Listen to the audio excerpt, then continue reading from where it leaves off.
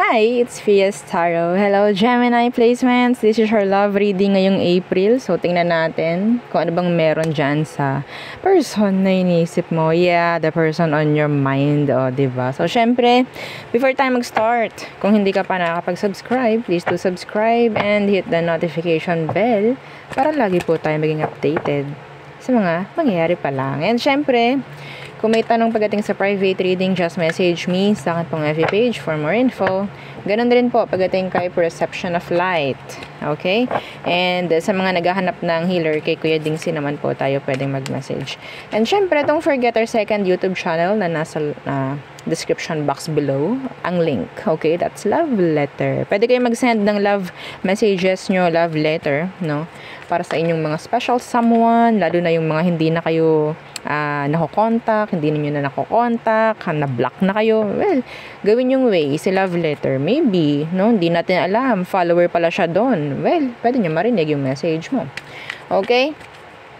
And, ano pa? Yeah, yung ating mga items is all available. Yeah, yung ating ang tawag dyan, love bracelet, yung ating protection sa mga binibigay sa ating evil eye, mga binabatong evil eye sa atin. Yes, okay?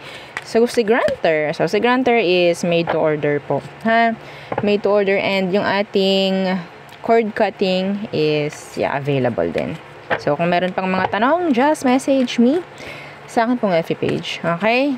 So, FB page natin is Fias Tarot. So, nasa 60k na ata. I think, magsi 60k na. So, check nyo rin po ha, kasi maraming nagaya nung ating page. So, ayaw natin na ma-scam. Okay? So, tingin-tingin. Maging vigilant. Okay. Gemini. The person on your mind. Let's see and let's check. Sino ba yan? Okay. Anong meron sa person na yan? Gemini. Who is this person you're thinking? Okay. The Five of Cups universe. Some of you nagmo-move on ka na from this one, or naka-move on ka na from them, I think. The Nine of Pentacles. Oh. Some of them, they're attractive. Single, some of them, or maybe acting single. Okay. They're attractive in general. They are attractive.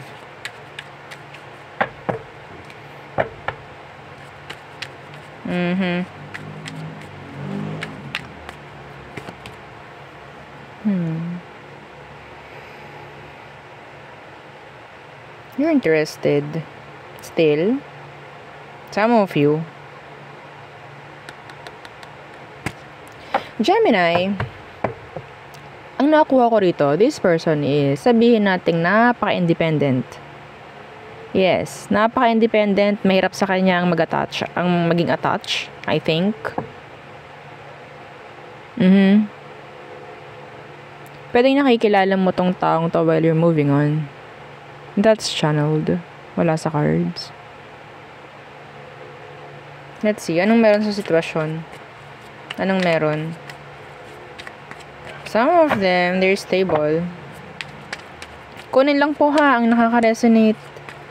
And leave what doesn't. Okay. Situation. The Knight of Cups. And what's with that Knight of Cups? The Three of Swords. Yeah. Oh! Nakakatulong sa'yo tong taong to na mag-move on ka, I think. This is new. Yeah. Sabi na. Some of you, nakilala mo tong taong to while you're moving on. So, na-attract ka sa kanya. Some of you, yeah, they're stable. See? Same people. Same person. The Ace of Pentacles and the Nine of Pentacles. You see them as somebody na pwedeng napaka-independent talaga. Nakakapagbigay sa'yo ng kasiyahan tong taong to. Sa totoo lang. You like them. Yeah, you like this person. Nakakatulong sa healing itong taong ito. Let's see. Ano emosyon niya pagdating sa'yo, Gemini? Ano emosyon niya pagdating sa'yo? Mahirap tong ganito. The Nine of Pentacles. Nasa Nine of Pentacles energy siya. Nasa ano to eh. Pre-Empress mode. Okay? So, they're like okay lang sa kanila kahit single sila. Happy to. Yes. Let's see. What is their emotion for you? The King of Swords in reversed. And the Ten of Pentacles. Matalino tong taong to, Gemini. Yeah, matalino tong taong to. Hindi to magse-settle down basta-basta. Alam nito kung anong para sa kanya, I think. Yeah, nakakuha naman ako dito ng energy na gusto kanya makasama. Okay? Nakakita siya ng sabihin nating strong foundation, diba? With you, parang ganyan. Yeah. Pero, alam niya ang prioritize. Alam niya ang priority niya. Okay? Alam niya ang priority. Yes. Some of you, hindi talaga magsasettle to eh. Mahirap magsettle to. This is short reading about this person. Okay? They're ready. Okay? They're ready. Kung alam niya na yung tao is ready rin sa kanya. Kung parang makikita niyang ka-level niya yung person. Kung ka-level ka niya, magiging open sa ito. Okay? Pero kung malayo, naku, mahihirapan tayo, Gemini. Yes. What is their next action? Let's see. The Queen of Cups. What's that? Queen of Cups. The Four of Pentacles in reverse. So, it's like unti-unti magiging open emotionally itong taong to, or sabihin nating magtitiwala. Magbibigay ng tiwala sa'yo itong taong to, Gemini. Yeah. Okay, pero the Lovers is here in reversed. Hindi pa ito ready. Hindi pa yan papasok sa commitment or what. Okay, so it's like magiging open lang sa'yo yung person. Magiging open lang siya. Emotionally, maybe. Okay? Makikita mo kabaitan niya. Mabait ang taong to, Gemini. Sa totoo lang, they're like a giver. Okay? A provider. May chance na ganun. Let's see. Potential outcome agad. Okay? Potential outcome. Chinek lang natin yung energy ng taong nagugustuhan mo. So, this is, specific. Yeah. So, better luck next read, o diba? So, let's see your potential outcome with this person, Gemini. Oh!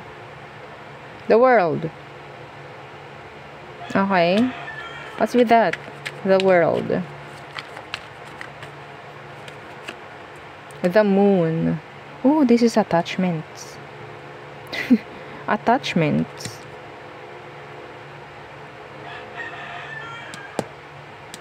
Kakailanganin yung isa't isa. Parang ganyan. Yeah. May chance na lumalim yung connection na to. Sa totoo lang. Pero walang commitments. The Hermit is here in reverse and the Lovers. I don't know. Kasi pwedeng itong taong itong marami nga pinaprioritize, no? Marami siyang prioridad sa buhay. So, parang meron ditong kulang. Yes, kung kayo is magiging connected, okay, magkaka-connect kayo ng taong ito, like, kung ano mang meron, may kulang. I don't know, maybe label. Label. Commitments. Yeah. So, alam mo, Gemini, kung gusto mo tong taong to, lumevel ka sa kanya. Yeah. Advice ko lang sa'yo. Pwede maging vice versa or flip yung energy. They're on the higher frequency level. Yep. Pero sa tingin ko, they like you. Yeah, they like you. Hindi naman to magkakaroon ng attachments sa'yo kung hindi. Hindi naman to magiging open sa'yo. Hindi naman to magtitiwala sa'yo kung hindi ka gusto. Okay? So, andyan yung energy about longing, wanting, craving for each other. You're like, sabihin nating mirrored. Okay? You'll mirror each other. Oo, you will. Eventually. Sa mga nakagets, very good. No? I think, hindi ngayon yung right timing para sa inyong dalawa. Pero darating yung time, talaga na pwedeng magko-connect kayo nito ng taong to. And, poof! Diba? Yun na. Sa ngayon, hindi pa. Not the right timing. See? The Ten of Cups. See? Eventually, maybe, may chance. Okay? This is nice. This is deep. Actually, this is deep. A strong connection. Yeah, a strong connection. May potential to, Gemini. Sa totoo lang.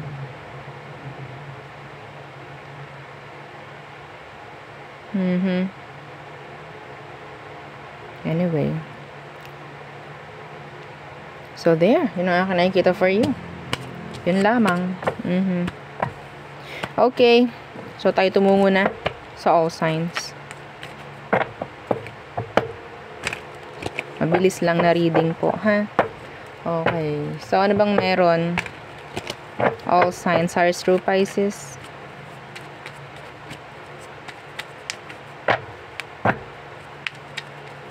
Okay. Aries, you don't want to connect. Or maybe hindi kayo na-advise na connect ka with this Aries. Taurus, they have regrets. Gemini, sabihin natin, ano ba to? Andun yung pagkamayabang, no? Okay, babae man, lalaki ko naman. They like you though. Cancer, they're attracted.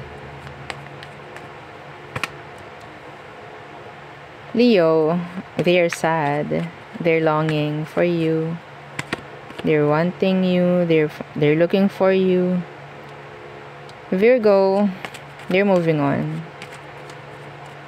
Libra,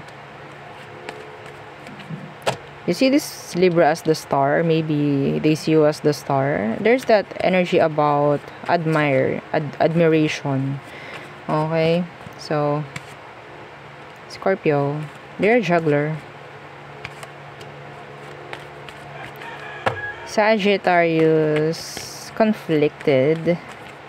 May chance na meron din ditong something na nakatago. Capricorn, they're giving you mixed signals. Or maybe you're giving them mixed signals. Aquarius, they want to be, sabihin nating friends with you. Parang ganyan. Pisces, they like you physically. They want you. So there, yeah, yun ang aking reading for you, Gemini placements. Again, please don't forget to like, share, and subscribe. And follow our FB page. And syempre, don't forget din yung ating second YouTube channel na Love Letter. Nasa description box below ang akin pong link. Okay? Thank you. Goodbye.